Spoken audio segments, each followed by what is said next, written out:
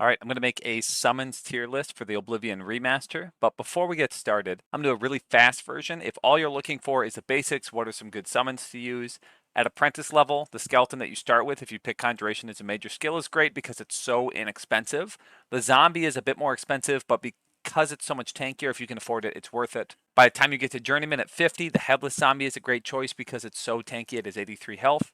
When you get to 75, the Droth is arguably the best summon in the game at any skill level. So as soon as you unlock Droth, if you can afford it, it's definitely worth it because of the way it leaps forward and most of its attacks actually hit. The Clamfear is a lot cheaper as long as you make a custom spell. The original spell in the game that you can buy lasts way too long. It's not worth it. So make a 20-second custom spell, and this can be very good. As you gain a few levels though and fight stronger enemies, it's going to die too quickly, so you're not going to want to keep using Clamfears. When you get to Master, Zivali are awesome, but they have a low health. They do the most damage, so you might want to throw Fortify health on them, like a 80 Fortify health on touch for 15 seconds would be enough to keep them going. And if Magicka isn't a problem, Gloom Wraiths are a good idea because they have insane frost damage. They can do like 80 damage on touch, and if you're using weakness to frost, they can do your nuke for you, but I think they're a bit expensive, so they're not quite up there with Civil Eye. So we're going to start with Ghosts, and I'm going to put them at C tier. Ghosts have 33 health. They don't deal very much damage. They shoot a frost spell typically that deals 10 frost damage, which isn't bad, but they cost almost twice as much as a skeleton. So my problem with Ghosts is just that they're not very tanky. The frost damage isn't bad that they do, but even this mud crab hitting him does that much damage to him. So it's just not enough. Scamps are about the same boat of Ghosts. I'll put them just above Ghosts because they are significantly tankier. They have 44 health. They do use their melee attack every now and then, but they do the same amount of fire damage, 10. And the problem with some of these ranged summons is they can hit you in the back. So you do have to be careful when you're using ranged summons. Make sure you know to go to the side so they don't hit you in the back. Both Ghosts and Scamps are fine to use, but I think if you don't have 50 skill yet, you might as well just use the skeleton or the zombie. I think it's nice to have that guy who just gets in front of you at this very early game. 20, 30 health is fine, and they're so cheap that if they do end up dying, you can resummon them very easily. Where if the ghost dies or the scamp dies, they're a bit expensive at this low skill level. Hungers are one of the few I didn't actually test myself, but right here it says that in the Resurrected in the UESP, it says that they have their health and damage, so I didn't feel like testing them myself. 48 health and 10 damage seems not bad for that low cost, but you have to go to the Shivering Isles to get this spell. I think that's kind of tedious. So unless you're going there intentionally, I probably wouldn't do it. And instead of dealing damage, they're often using this weak Absorb Fatigue spell. And Absorb Fatigue is good for you because it restores your fatigue, but this just damages your enemy's fatigue a little bit. If you have some niche build where you're using hand-to-hand, maybe a Hunger is a good idea because that will damage their fatigue a bit. So early game, I could see this Hunger having some value due to that high health pool and still not a very high cost. They cost the same as a Ghost. And with 15 more health, even if they're not doing a ton of damage, they can get in front of you. So I am going to put them in B tier. They're a little bit better than the Scamp and the Ghost. Zombie, dirt cheap, doesn't really do any damage, doesn't do much, but just like the Hunger, it's great to have a guy in front of you that has a little bit of health. And Skeleton you start with, and the Skeleton is so incredibly cheap. This base cost per second is 1.125. That means at 33 skill, if you want to have him for 10 seconds, he costs 11.25 Magicka. He's basically a free summon. Even if he dies very quickly, you can always throw out another Skeleton. I think he's actually great, so I'm going to put him in the high B tier. These are all the apprentice skills, so I'm not really comparing apprentice skills to, in green here I have Journeyman, in purple I have Expert, and in red I have Master. I'm kind of just comparing these skills amongst themselves. All of these are viable at early game, and so it doesn't really matter which one you use. None of them are super great. They all have their strengths and weaknesses. So I wouldn't worry too much about the early game about which summon you do. If your skeleton's dying in one hit, upgrade to the zombie, the scamp, or the hunger or something. All right, next we're going to the shambles. They have frost resist, they have paralysis and poison resist. They deal 10 damage on target with a frost spell as well. But as you see, other journeyman summons deal very similar damage and can easily have the same health. They cost 4.5. This column here, this is the damage per base cost. So I just took his damage and divided it by the base cost per second. In green, it means a little higher. Red, it means it's a little bit lower than the average. So the Decrepit Shambles has pretty good damage per cost, but it's not great. It's lower than the skeletons. And what I've noticed when I play is these Shambles aren't very effective at attacking enemies. A lot of times they just kind of goof around. So I have not had much luck with them. So I'm going to put this in C tier. The Dremora. So this does have a black soul. And so if you need a black soul for your black soul gems, this is one easy way to get them. Though honestly, bandits are pretty easy to get. And so even though this is the only way to get a Grand Soul from a summon that isn't a master difficulty summon, bandits will get them for you. So you don't really need the Dremora. And their base cost is so high, they're expensive, with not that much extra health. They have decent magic resist, so they will be a bit tankier than the others, but they also only do 5 damage with their melee swing. And if they do a power attack, that means they're doing the same as these other characters. But the problem is they don't always power attack. Sometimes they just do a normal swing. And so I found Dremora have been very ineffective for me. I would honestly put this in F tier. They are pretty garbage. I would not use the base Dremora ever. These Dremora have about 20% armor. So, and I can tell because I'm using a mod to have a little number show up for my damage dealt. And so I can compare it to other summons. And I deal about 20% less damage. Though I still think with that armor, it doesn't give them quite enough to really justify their more expensive cost. They're just not strong. They don't do much damage. That fireball is really weak. Their attacks are too weak. And draining willpower and other things like that can be annoying on you, but it's very ineffective against enemies. And so Summon Dremora just ends up being bad. Next, we have the Headless Zombie. And I think Headless Zombie, because it has 83 health, I know I just said Dremora is not that great because it's not that tanky. Dremora might be tankier than this, but look at this difference in base cost. We go from 7 to 5.6. There's a big difference there. The Headless Zombie is a lot cheaper, and every attack the Headless Zombie is doing 16. He doesn't need to do a power attack. He's not going to waste time with those 5 damage fireballs. He's just going to do 16 every time he attacks. He's cheap for a very tanky thing. I actually would put a Headless Zombie in A tier. Now, it's kind of low A tier. It's not amazing, but for a Journeyman spell, before you've unlocked any of the expert ones, I think this is one of your better choices. I'd probably be using the Headless Zombie. All right, next we got the Gluttonous Hunger. It's not super expensive. It does have a lot of health again. It does have high damage. Kind of like the other Hunger, though, he wastes his time with that Absorb Fatigue. Okay, well, on paper, this Gluttonous Hunger should be good. If I get him to attack me, he's just not very effective. He does a lot of backpedaling, a lot of time not attacking, and when he does that Absorb Fatigue, which doesn't do any damage to your opponents, and you really want him dealing his damage to opponents. So while he can be kind of tanky, I found he just isn't very effective in combat. So Gluttonous Hunger is going to go to C tier, mostly because now in Journeyman you have better options. So while the other Hunger was good, this Hunger, I would say, is not very good. After that, we have the Flame Atronach. While this is a lot of health for low cost, and there is that high fire resist or fire immunity, your summoned Flame Atronach also has 15% reflect damage, which can be worth something. But remember, this 150 health is for the classic Oblivion. Your Flame Atronach only has 74 health. And so you might think, oh, well, it's going to reflect 15% of the damage dealt. But remember, we're going to do 74 times 0.15. That means that damage reflect is going to deal a total of about 11 damage. And another thing about Flame Atronachs, here's their list of spells. That says 13 damage on touch and 8 on target. The 8 on target is less than what your Ghost and Scamp are doing on target. So it's not super effective. It doesn't do enough damage. It can be tanky, but because of all that together, I'm going to put that as a C. Flame Atronach is not good. Skeleton Guardian. Now, on paper, again, just like the Gluttonous Hunger, these are in the green. For that incredibly low base cost, you're actually getting decent health and decent damage. But that low health at this stage of the game often does lead to a dead Skeleton Guardian very quickly. Now, if you rush to 50 Conjuration, and you don't have really high magicka, this could be a great strategy because this guy will be able to take on certain enemies that you're fighting because you're still low level. So if you're level 5 or 6 or 7, this Skeleton Guardian can solo, and he's very cheap because that 3.25 base cost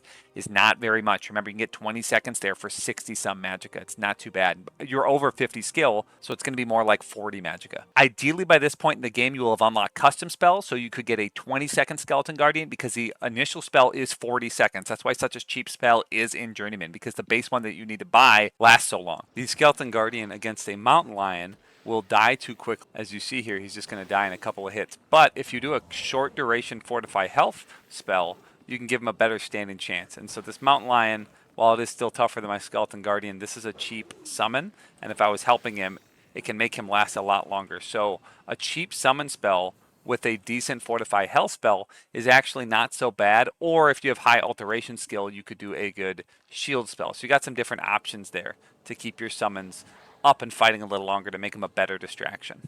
And something like Skeleton Guardian having a low base cost is a good one for that. Because it has the lowest base cost among the Journeymen, I'm going to put it at a B. The Headless Zombie has a higher base cost, higher health, higher damage. It is better than the Skeleton Guardian, and that's why I put that at A. But if you are going to go through the work of really being a summoner and using buffs, the Skeleton Guardian does have kind of some niche use there. Next, we have the Black Bear, which you can only get this from a spell tome, so maybe you've never seen the Black Bear before. And the Black Bear is the first on my expert list. This has a very low base cost. So again, if you're looking for something to buff, it's not a bad idea. It does 22 damage, and bears kind of leap forward too, so it can be sort of useful. You see these are in the green. It's very effective cost is pretty good. However, it's not great. It's not better than any other summon. It's just a bear. It doesn't do anything special. And by the time you've unlocked expert, I would never want to use something this weak unless I had really low magical problems. So if I had very bad magicka, sure, I'd use the Black Bear. Otherwise, though, I'm not using the Black Bear when I've unlocked expert. Skeleton Hero kind of falls in the same problem as Black Bear. These are cheap. It has a low base cost, and so it's not bad for its health and damage. And the Skeleton Hero can actually destroy a troll, and it can beat a lot of enemies. So, again, if you get 75 Conjuration, but you're not super high level, maybe you don't have a very high magical pool, it's not a bad choice. But I don't really see myself ever using this over a Daedroth, which is in the expert tier. Just note that Daedroth has a very high base cost, so I would rather have a 12-second Daedroth than a 20-second Skeleton Hero, though. So again, I'm going to put Skeleton Hero just because it's expert. It's not actually terrible. I'm going to put this in high C. It's still C tier because it's bad. But if you've ever actually used Skeleton Hero, they're pretty decent. They're not that bad. They don't do anything special. And skeletons aren't the best at leaping forward and hitting their enemies, so I think a Black Bear would be a better choice than a Skeleton Hero. So maybe I should move the Black Bear up here. Skeleton Champion. Now this, unlike the Skeleton Hero, is actually really powerful. Their attacks often do an elemental damage. I believe it's frost damage. In total to my character, they were doing about 39.5. I think it's a combination of, I think it's a little bit higher than that, but I was doing testing where I was a Breton with the Lord sign, and it was hard for me to exactly calculate what was physical damage to me and what was frost damage, but they're dealing over 40 damage per hit, which is pretty solid. So this calculation is not exactly accurate. It's more than 40. They deal more than 40 damage. It's just some of that's physical and some of that is frost. However, they are more expensive than Daedroth, than Clamfear, than Frost Atronach, than all of these other guys. These skeleton champions are very expensive, and they have one less health than a Daedroth to do the same amount of damage. Because of that high cost, I don't really ever see myself using a skeleton champion. I would say this is actually in the F tier because they cost so much. Unlike the Skeleton Hero, which is cheap, or the Skeleton Guardian, those actually have some purpose because they're so cheap and inexpensive, and if you want to buff them, that can be useful. If you're dishing out the magicka for a skeleton champion, you should just be using a different option, always. Next, we have Shambles. I think I'm going to have to put this C tier. It doesn't really matter where in the C tier. I'm not thinking too much to organize that. There's a lot of them, as you notice, that just aren't very good and I'd almost never use. Shambles on paper don't look bad. They're not crazy expensive. 8.75 isn't totally insane. It's much cheaper than a Storm Atronach, for example. They have 113 health, 23 damage. The problem with Shambles is they're going to spam this 15 damage frost damage a lot, even though their melee is dealing a lot more. Their melee is doing 23, but they're only doing 15 frost damage. And it's a little bit slower. They also backpedal a lot. They're just not very effective. Here, let's just watch this one go head-to-head with a Storm Atronach and see how it goes.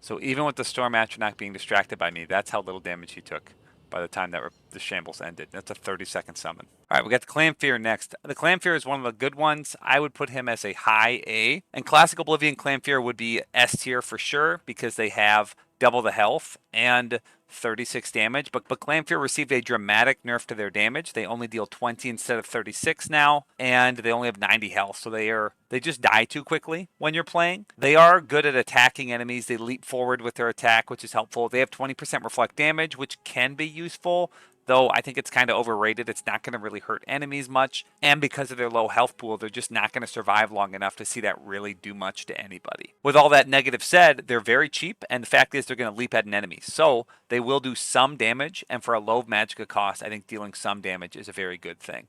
The fact is the reflect damage will do a little bit, and they'll leap at their enemies and hit them 20 a couple times. So not bad for that low cost. Here's that Clamfear going against the same Atronach there. And again, this is another one you can fortify their health, and they will do a lot better. It's not super expensive to fortify their health, and now that reflect damage made him beat a Storm Atronach. So because Clanfear are cheap, this spell to fortify health, by the way, only is costing me 36 for 100 for 15 seconds, and I don't even have max restoration. My restoration's at 76. So as I get to 100, it'll be even cheaper. So that is very efficient to do, to just give that character with 90 health a bonus 100 health, and now his reflect damage and his high damage can make him win fights that he shouldn't be winning. So that's another reason Clanfear bumped up a bit. Now, obviously, you don't want to have hotkeys to buff all your summons. If that's the case, that's why it's not S tier, because it needs that little bump to make it really good. Before I move on, I should quickly mention, a lot of people think they can buff the strength or other attributes for their summons, but those don't work. I've tried doing speed, strength, agility, whatever. They never do more damage. They don't move faster. Maybe it would work on like the Dremora as an NPC, but nothing really works except for fortify health, shield, and healing them. I haven't really seen anything else work. Okay, moving on, we got the Faded Wraith. Now this is not the Gloom Wraith, which is the most powerful Wraith. The Faded one is still an expert. They're not crazy expensive. They don't have a ton of health though. Only 108 for something that costs 8.75 is still a little low. It's still below the Shambles, which I think was too low. And their damage, while their damage seems good, like it's better than a Clanfear, they don't jump forward the same way Clanfear do. They don't attack as fast, and they don't have the reflect damage. Something they do use that is good is they have 45 frost damage on touch and 35 frost damage on target. And so if you're using frost weakness, Faded Wraiths can be very good. I would definitely use these if you're using frost weakness and you're willing to buff them, because you might need to do that. So let's see how this Faded Wraith does against a Daedroth. So he shoots him with frost. The Daedroth is definitely going to beat him pretty quickly. Daedroths are a lot more powerful than Faded Wraiths. So while they're not terrible, Daedroths are just so much better than them that it makes them look kind of terrible. Daedroths are about 50% more expensive, so I will say that Faded Wraiths have some value. If you're willing to fortify their health a bit, if you're willing to use some frost weakness spells, I think they do go up to A. But because that's a lot of things to do that's necessary for this to be good, I'm going to put it in high B. I think the Faded Wraith goes in the B tier. They have some purpose, but really I would just rather use something different and not have to use frost weakness. Next, we have the Frost Atronach. And if we look at his statistics here, he's got an average base cost. It's 10. His health is kind of in the mid-range, but his damage is very good. 40 damage for this base cost is high. It's the same as the Skeleton Champion, which costs a lot. It's the same as the Daedroth, which I think is up there. And the Frost Atronach has some decent abilities. The Frost Bolt is 20 damage, which isn't that great, and the Frost Touch is 5 damage for 5 seconds, as well as 15 damage instantaneously. So it's a total of 40 damage on touch. They heal themselves, which isn't that great. When they cast it, it'll heal them 50 over 2 seconds. I honestly wish they didn't do that. I wish they just kept hitting enemies for 40 damage. And also, the problem here is fire weakness isn't good on a summon because a lot of enemies do fire damage. If you do have an enemy that's going to do frost damage, you'd think, okay, I'll summon my Frost Atronach. Problem with that is he relies on frost damage a lot. So if you summon him and he does melee swings against someone who's doing frost damage, it could be pretty good. So if you're having him fight like some undead that are going to shoot frost and have frost resistance, most things that deal frost damage have frost immunity. So it's the Frost Atronach's turn against the Daedroth. Let's give him his 100 health boost and see what he does.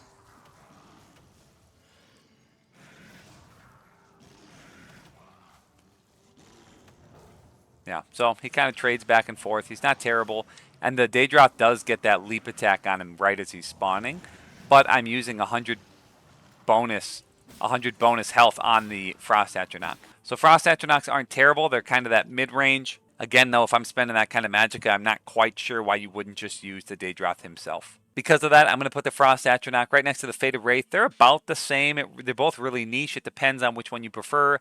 Frost Atronach's a little bit stronger, Faded Wraith's a little bit cheaper, and he's ranged. So if you want that melee guy, the Frost Atronach's probably the better choice. If you're looking for the ranged and cheaper option, Faded Wraith is better. They're both okay. Okay, next to Daedroth. I've been talking about him a lot. He is S tier. This is arguably the best summon, and it's not even that they're so amazing on paper here. 20% shield, sure, it's okay, but it's worse than 20% reflect damage unless you're buffing their shield, because then shield has reverse diminishing returns. As you get more shields, each point is more valuable. So if you are buffing him with shield, him casting this 20% on himself to start is a huge boost. He's got a decent health pool. He's doing 40 damage, but the big thing, in my opinion, is that he just leaps at enemies, and so his attacks always connect. One weakness of Daedroths is right when you spawn them, they cast this shield spell, and so they don't always get into the action right away, and sometimes they die really quickly while they're doing that. But just like all my other summons, I can buff his health. I could buff him with more shield, and as you see, he shoots fireballs at him, and he actually leaps towards the enemies, making his hits connect. That alone is what makes the Daedroth good. He leaps towards the enemies.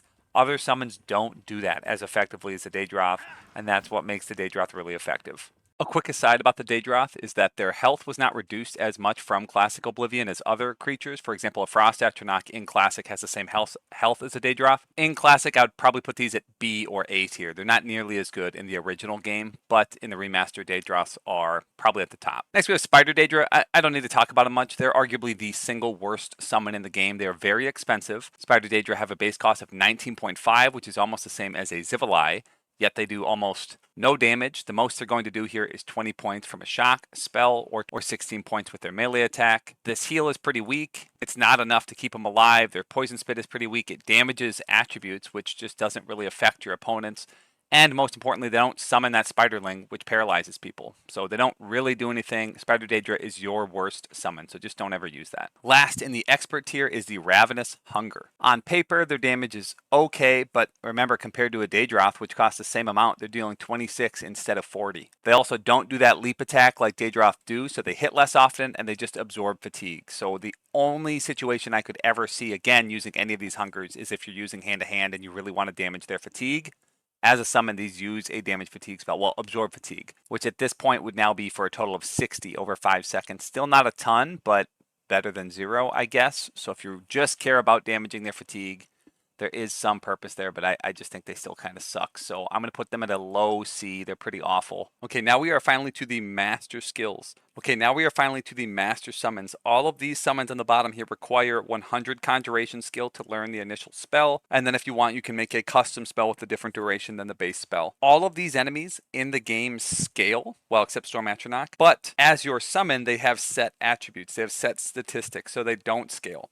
For example, the Gloom Wraith in Classic had 24 health times your level minus 3. So at level 23, they had 24 times 20, 480 health. And your summon always had 500 health, no matter what, because your summons do not scale the same way that enemies scale. This is the same in the remaster. When you summon the Gloom Wraith, they have 216 health. At level 23, enemy Gloom Wraiths, when they first start to spawn, will have the same health and the same statistics. However, as you gain levels, your summon will be weaker than enemy Gloom Wraiths. So if you find a Gloom Wraith in the wild, I guess, your Gloom Wraith summon will be weaker than it and will require your buffs or your help to win. With that said, the Gloom Wraith is very interesting and unique, and I would argue it's either high A tier or low S tier, and that's because its health is not bad. 216 is pretty high. Even though it was so dramatically nerfed from Classic Oblivion, from 500, it's still pretty solid health.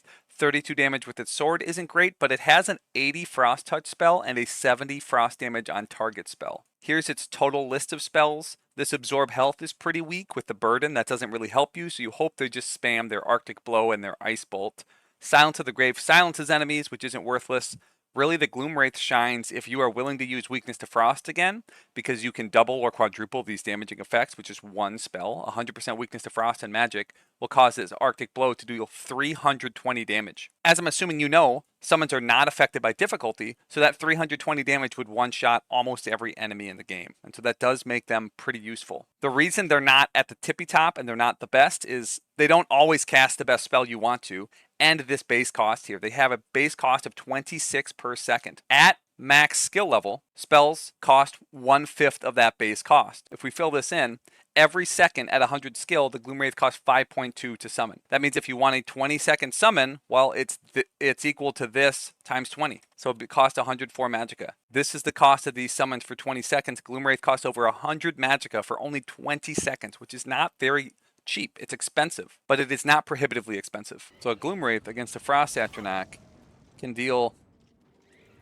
a little bit of damage if they're using the right spells. But if he's using those absorb spells and those silence spells, he kind of goofs off sometimes. he's not always the most effective. So Gloom Wraiths can be really weak if they're just attacking instead of using those powerful spells, and it can be pretty disappointing watching such an expensive enemy lose to a Storm Atronach.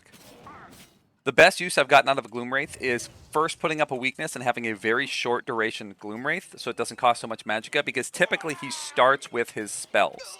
So I think he runs out of magicka quickly, but if you get that weakness up first, notice he almost one-shot this bandit, and if I was helping him, we would have taken him out. He also T-poses on enemies, which is, I think, honestly, the only reason I'm going to keep him in S tier. So if you ever do use the Gloom Wraith, I recommend a 10-second custom spell that you use after you have applied weakness to your enemies. Other than that, if you just try and use him normally, like I summon him and I cast weakness here, he's going to shoot him once with a frostbolt, miss him because of the stupid barrel. That's embarrassing. And that wouldn't be so frustrating if it was only a cheap spell that I was using for 10 seconds, or maybe even like 8 seconds, to be honest. Okay, now he's glitching out over there. Let's summon another one, see if he actually does anything. He'll cast his spell once. He'll do his Absorb in melee. Maybe he'll do his 80 Frost Touch. That's the powerful spell, but then he runs out of magicka. And now he's just a weaker Daedroth, a weaker Zivali. He's not good anymore. So he only gets those spells once. So do a cheap, short duration Gloom Wraith that you use with weakness. That's the only, my god, the T-posing. That's the only time he's really effective. Next we have the Zivali, and I think the Zivali is the only one that competes with the Daedroth. Depending on how you use him and how your magicka pool is, I would argue he is better. If you have the magicka to afford him, he has a base cost of 20, so he can be pretty expensive. 20 seconds at this point in the game costs 80, but the big reason he's awesome is he deals 57 damage. He hits hard, very hard. Now you notice this low health pool though, 154. He has less health than the Daedroth even, and he doesn't have that 20% shield, so they can die very quickly. You know me, the way to get around that is to buff him. Give him a short duration Fortify Health, which is very cheap. The Fortify Health spell has a base cost of 0.14, so if you didn't know this, if you have 100 restoration skill, you can do 100 for 10 seconds for only about 10 magicka. If you only have 50 restoration skill, obviously that's 4 times as expensive. It is pretty pricey, 40, but there's nothing wrong with doing 60 health if you're low early game. If you haven't got your restoration up, give him 60 health. Going from 154 to over 200 health does make a big difference. It will push him from being one of the lower health summons to competing with the top health summons for not very much magicka. Plus, using that will gain you restoration experience, so you're able to get this to 100, and you can buff the magnitude, buff the duration. You could do it for as long as you want. You could add shield spells to it. And if you're worried about using up all your hotkeys, you could add self buffs to this. For example, I could add, if I need feather on myself, I could add feather when I use this spell. I could add whatever I want. Maybe I add my invisibility to my summon buff. So if you're a summoner and you want to be invisible, you add a 5-second self-invisibility custom spell, you buff your summon, and you go invisible. That's totally an option too. I don't really like to play that way, but it's something you might want to consider if you enjoy doing that. Just summoning a Zivali isn't that effective.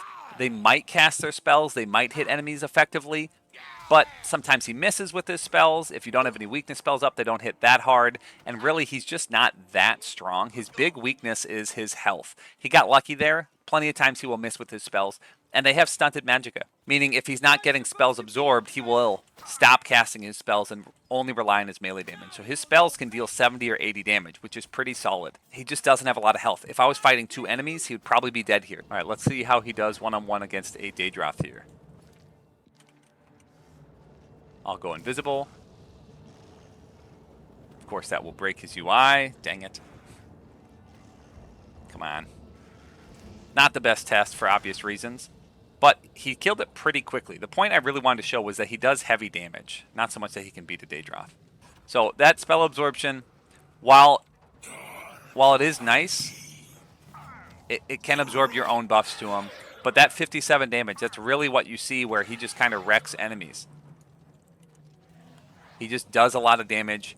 If he pulls off the spell with a weakness, he does do a good touch spell, and his target spell is a powerful shock spell. So if he actually casts his spells too, it does a lot of damage, and unlike the Gloom Wraith, if he just uses his melee swings, he's taken out enemies pretty quickly and effectively too. So this is at level 28, so it's not like these Dremora are weak. He is powerful, and he's just one-shotting. Not one-shotting. He's just taking out enemies pretty quick. Okay, let's see how he does against a Storm Atronach. So I'll cast a weakness spell, summon my guy. Alright, he might just run up and punch him. So unlike the Gloom Wraith, he doesn't just start with his spell always. I think he's a lot less predictable and more erratic.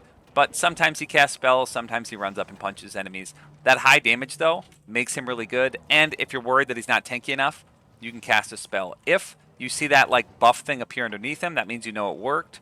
If it doesn't appear underneath him, it means it didn't buff him. So that means he absorbed it. So really, you just got to look out for that visual. He's supposed to glow purple. Like here, now if I do get AV health, oops, I got to click on him. It'll show he's only got 154 health, but if I cast it and he, like underneath his feet glows like that, that's when we know, okay, yep, it did buff him. Now he's got 216 health. So it did work. I buffed him. So that can be kind of frustrating. He's got that 50% spell absorption. Take what you will about Zivalai. It'd be reasonable to put him down to A tier, but if you're willing to play around their weaknesses, buff their health, and you're not worried about spell absorption taking your magicka, and you have a lot of magicka, Zivalai do the most damage, and so just because of that alone, just doing the most damage has to put him in S tier for me. Next we have Replete Shambles. These are the strongest Shambles. Again, not a ton of health. They do less damage than a Daedroth, and they have some bad 25 points frost spell. It's just not enough damage. Unlike your summons, they don't continue to get stronger as you gain more levels. They don't continue to gain health or deal damage. I couldn't ever really imagine using Replete Shambles. If you want to watch him fight a Dremora, his AI is, I think, worse than most summons, and all summons are pretty bad. Even if I summon him a little closer, he should at least get to attacking him. But he just doesn't ever quite do what I want him to do.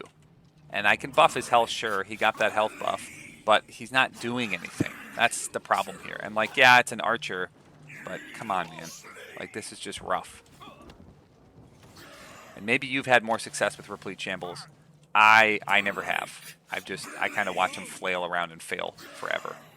Which is just disappointing. Let's try another one.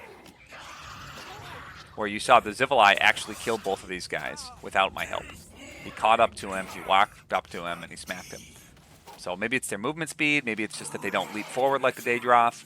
They just, honestly, I got to put them in F tier just because I've never had success with them. They're not as bad as a Spiderdra or quite as ripoff as a Skeleton Champion, but they're going in F tier. This base cost is higher than a Daedroth. You need 100 skill to summon them, and they don't leap forward like a Daedroth. They do less damage, they have 1 less health.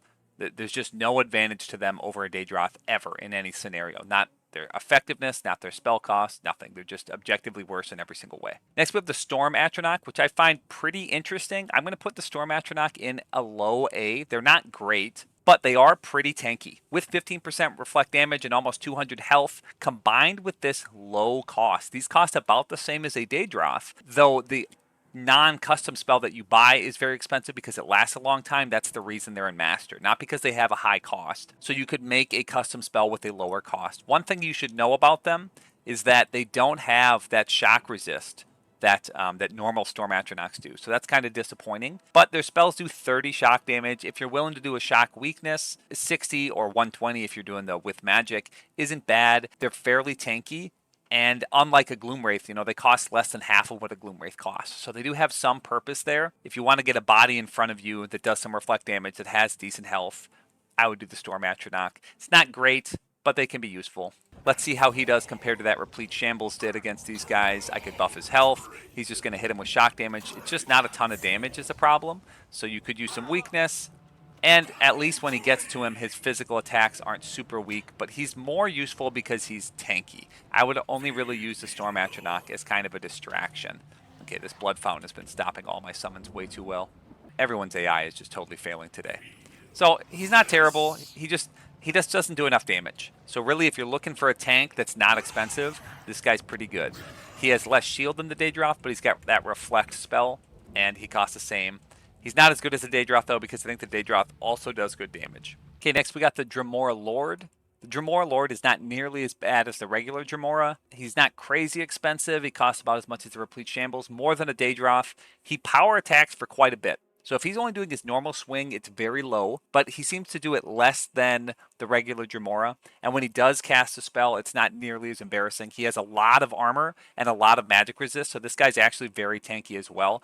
Unlike the regular Dremora, those values are just too low, so he's not super tanky. And this guy can at least do some damage when he power attacks, so I'm going to put him in the B tier. He's not great, and you could argue he goes in the low A tier, but let's watch him in action. So without buffing his health at all, he just has high magic resist. He's very tanky because of that. You know how the AI works. He sees 2 enemies, he's not going to function. He is wearing Daedric armor. That's a power attack though, and when he does power attack, as long as he's spamming his power attacks, he's not bad, and typically he is doing that. So he can actually do decent damage here. It's just, the problem is, he doesn't jump forward like the Daedroth does. So he's not as good as a Daedroth, which, like, that's kind of the benchmark here. The thing with Masters summons is they all could be a Daedroth at this point. Now that I have 100 skill, I could make him a Daedroth. I could even be doing a Storm Atronach for cheaper, which would at least be doing reflect damage. So while this guy's definitely a better magic tank than the Daedroth because of that high magic resist. I believe they have like 45% magic resist. So if you're looking for a magic tank who will run forward and do decent damage, that's kind of his niche purpose. Unlike a Daedroth who will get melted by a couple spells, this guy has enough magic resist that he would not. But if he doesn't power attack, his damage is just so low. Voracious Hunger, just like all the Hungers, they look good on paper. 205 health seems high, 37 damage isn't that low. Again, he's going to waste his time casting this damage fatigue thing, this absorb fatigue. He's going to be absorbing fatigue from your opponents. They backpedal a lot. They don't function very well. They're ugly. Kind of like all the other Hungers, I think I'm just going to put him in the C tier. So there's a lot of summons that just aren't very good generally. And I almost kind of feel bad for putting the Scamp and Skeleton Hero here. Maybe you could argue some of these were B, just because they have some niche purpose, but whatever. This Hunger against some bandits. Let's even buff his health so he doesn't die as quick. He just doesn't really, so he wastes his time right there, casting that Absorb Fatigue, and then his damage just isn't crazy high. That's the problem here. So even with buffed health, he just isn't doing much. Maybe he will beat this bandit at some point, but this is a master summon against the bandit. Like, come on, man. So if you really like that Absorb Fatigue where it knocks him down, sure. A lot of creatures, though, it's just never going to knock him down. So only against bandits. That's his primary opponent is against humanoids where he's best. Non-caster ones who are spending their fatigue, and it's just not that good. Last one to talk about is the Lich, and sometimes he feels like he belongs in the F tier because he just doesn't do what he's supposed to, and he's awful. But kind of like the Gloom Wraith, if you're able to pull it off correctly and he just functions, his AI functions, he's awesome. So let's talk about his weaknesses first, his downsides. He has a 35 base cost. That means at max skill, he costs 7 magicka per second. Kind of like the Gloom Wraith, I really recommend doing that low duration one just so you can afford him. And your goal is he casts a couple spells and goes away. This information doesn't really explain what he does very well. You actually have to see footage of him to understand what he does. Just the 183 health and the base cost is good information. So he'll either be Fire, Frost, or Shock. I've found Fire is very ineffective for whatever reason. It just, the damage numbers are like glitched and they're very low. It doesn't always do what it should. The Shock can be really good and the Frost can do AoE and can be awesome. So I've had the most fun with Frost, but I'm going to show you some in some footage here. Let's see how he can function in an Oblivion Gate. So if I summon him, he costs a lot of magicka. So I would need Restore Magicka Potions going. I can buff his health. If you do weakness, he can actually be really effective. As you saw there, I hit him with weakness, so he one-shot that guy. That is the one kind of purpose here. If you get the right one that's not fire, he can be really good. But that's pretty much the only time you're ever going to really have a great time with a Lich. So you have to use weakness with him. You have to buff his health. And he's so expensive. So it's like I have to do all of that. You have to have crazy magicka for the Lich to be really good.